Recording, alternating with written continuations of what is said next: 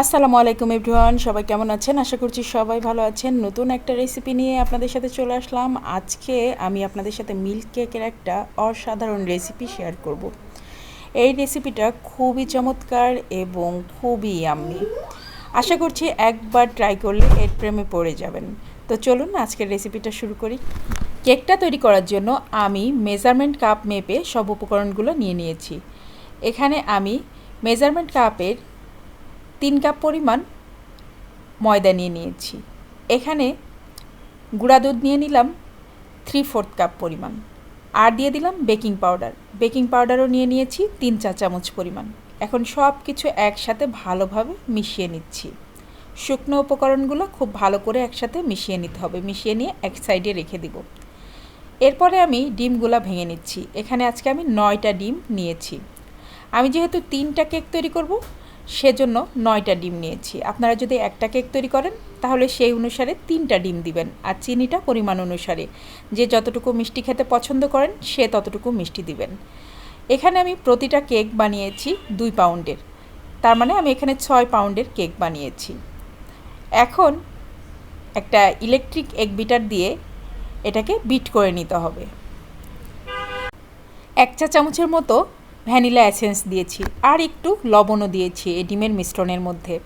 তো ডিম, চিনি সব কিছু একসাথে বিট করে নেওয়ার পরে দেখেন সুন্দর একটা ফোমের তৈরি হয়েছে। এই ফোমটা তৈরি হতে মিনিমাম 5-6 মিনিট বিট করা লাগবে ইলেকট্রিক বিটার দিয়ে। এই কাজটা কিন্তু ইলেকট্রিক বিটার দিয়ে করতে হবে, হাত দিয়ে করা সম্ভব নয়। দিয়ে দিয়েছি একটুখানি তেল। এখানে আমি তেল দিয়েছি মেজারমেন্ট কাপের 1/2 কাপ পরিমাণ। যেহেতু আমি 3টা কেক বানাচ্ছি সেই অনুসারে সব কিছু দিচ্ছি। এখন এই শুকনো উপকরণগুলো একটা চালনি দিয়ে চেলে চেলে এর মধ্যে মিশিয়ে দিচ্ছি। এই কাজটা খুবই আলতোভাবে করতে হবে, খুবই আস্তে আস্তে করতে হবে। আমি কিন্তু একটুও ভিডিওটা স্কিপ করিনি। দেখেন খুবই আলতোভাবে এই মিশ্রণটা তৈরি করতে হবে, কেকের ব্যাটারটা। তো আমি ব্যাটারটা তৈরি করেছি। শুকনো উপকরণগুলো মিশিয়ে দেওয়ার পরে এই দেখেন কনসিস্টেন্সিটা এরকম এসেছে। এখন মোল্ডের মধ্যে ঢেলে দিয়ে এটাকে একটু ট্যাপ করে নিতে হবে, যেন এর ভিতর থেকে বাতাসটা বেরিয়ে যায়। আস্তে করে একটু ট্যাপ করে নিলেই হবে। এরপরে ওভেনে আমি এটাকে বেক করে নিয়েছি। আমি 45 মিনিট বেক করেছি 180 ডিগ্রি সেলসিয়াস তাপমাত্রায়। তো কেকগুলো কিন্তু খুব সুন্দর মতো হয়ে গিয়েছে বেক। আর দেখেন ভিতরে কতটা সুন্দর হয়েছে, আর এত বেশি ফ্লাপি হয়েছে, এত বেশি স্মুথ হয়েছে যে কি বলবো। একদম স্পঞ্জের মতো হয়েছে। আর এই কেকটা খেতে খুবই মজা হয়, খুবই মজা হয়। এত মজা হয় যে আমি আপনাদেরকে বলে বোঝাতে পারবো না। আমার বাচ্চারা বিভিন্ন ধরনের কেক খেতে পছন্দ করে, আর আমি মাঝে মাঝেই তাদেরকে কেক বানিয়ে দিই। আর বিভিন্ন রকম কেকের রেসিপি কিন্তু আমি আমার এই চ্যানেলে আপলোডও করেছি আপনাদের সাথে। আবার ওভেন ছাড়া কী করে কেক বানাতে হয় সেটাও কিন্তু আপনাদের সাথে আমি শেয়ার করেছি।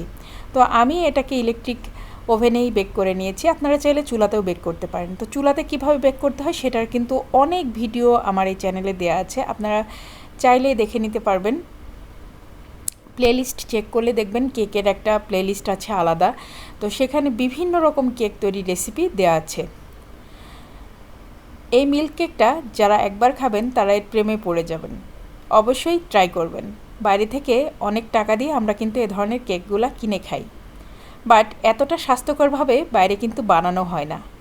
আর আমি সবসময় কেক বানালে একটু বেশি করে বানাই, যেমন আজকে একটু বেশিই বানিয়েছি, কারণ এটা দিয়ে আমার বাচ্চাদের বেশ কয়েকদিন হয়ে যাবে। আজকের এই কেকটা তৈরি করতে খুব বেশি যে উপকরণ দরকার তা কিন্তু না। আপনাদের হাতের কাছে সব কিছু উপকরণই থাকে। এই কেকটা বানাতে যা যা আমি ব্যবহার করেছি তার সব কিছুই আপনাদের হাতের কাছেই থাকে। চাইলে আপনারাও এরকম সুন্দর কেক তৈরি করে বাসায় বাচ্চাদেরকে খাওয়াতে পারবেন। আর এই কেকগুলো কিন্তু বাচ্চাদের জন্য ভীষণ ভীষণ স্বাস্থ্যকর। বাচ্চাদের স্কুলের টিফিনে দিতে পারেন, সকালে বিকেলে নাস্তায় দিতে পারেন, অথবা নিজেরাও চায়ের সাথে খেতে পারেন। অসাধারণ লাগে খেতে। আমার হাজব্যান্ড কিন্তু আমার হাতের কেক খুব বেশি পছন্দ করে। সে মাঝে মাঝে এই ধরনের কেকগুলা চা দিয়ে খাই, এবং আমিও খাই। আমাদের খুবই ভালো লাগে। আমি সবসময় কেকটা নিজে হাতে বাড়িতেই তৈরি করি, কখনোই কেকটা বাইরে থেকে কিনে খাই না। এই যে দেখেন, আমি আপনাদেরকে দেখাচ্ছি কেকটা কতটা সফট হয়েছে। এই কেকটা এত মজা, এত মজা যে বলে বোঝাতে পারবো না। অবশ্যই একবার ট্রাই করবেন, আর কেমন হয়েছে সেটাও আমাকে জানাবেন। তো আজকের মতো ভিডিওটা শেষ করছি। সবাই ভালো থাকবেন, সুস্থ থাকবেন, নিরাপদে থাকবেন। আমার বাচ্চাদের জন্য সবাই দোয়া করবেন। আল্লাহ হাফিজ।